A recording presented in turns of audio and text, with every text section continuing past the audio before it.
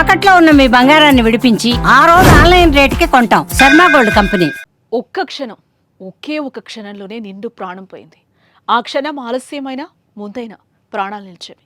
కానీ కాచు కూర్చున్న మృత్యువు ఓ మహిళ కోసం వేచి చూసి కాటువేసింది. గాలి లేదు, వాన లేదు. ఉన్న పళంగా ఓ చెట్టు స్కూటీపై వెళ్తున్న మహిళపై పడిపోయింది. పాపం, ఆమె ఆ చెట్టు కింద పడి నుజ్జు నుజ్జయింది. విశాఖపట్నంలో ఈ విషాదకర ఘటన చోటు చేసుకుంది.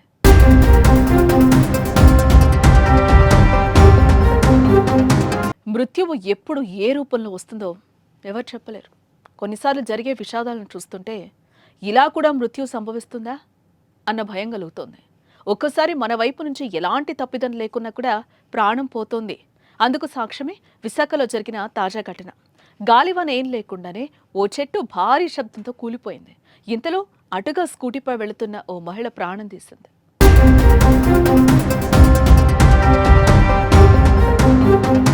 విశాఖలోని సీతమ్మధారలో పూర్ణిమ అనే 38 ఏళ్ల మహిళ ప్రయాణిస్తూ ఉండగా ఆమెపై రోడ్డు పక్కనే ఉండే చెట్టు ఒక్కసారిగా కూలిపోయింది.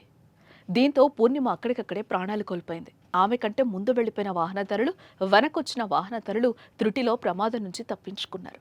అలాగే ట్రాక్టర్ పాక్షికంగా ధ్వంసమైంది. కానీ పూర్ణిమ మాత్రం చావును తప్పించుకోలేకపోయింది. ప్రమాదానికి సంబంధించిన దృశ్యాలు సోషల్ మీడియాలో వైరల్ అవుతున్నాయి. ఇంటి నుంచి బయలుదేరిన ఓ మహిళ అనుకోని ఘటనలో ప్రాణాలు పోవడంతో పూర్ణిమ కుటుంబం తీవ్ర విషాదంలో కూరుకుపోయింది. వారంతా బోరున విలపిస్తున్నారు.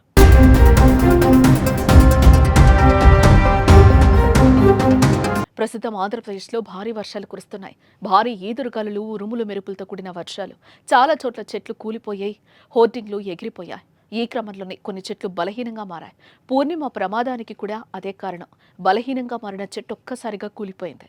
ఇటువంటి చెట్లను గుర్తించి వెంటనే తొలగించాలని ప్రజలు కోరుతున్నారు. లేకపోతే మరిన్ని ప్రమాదాలు తప్పవంటున్నారు. ఏదేమైనా దురదృష్టం వెంటాడి సెకండ్లో పూర్ణిమ చనిపోవడం చాలా బాధాకరం.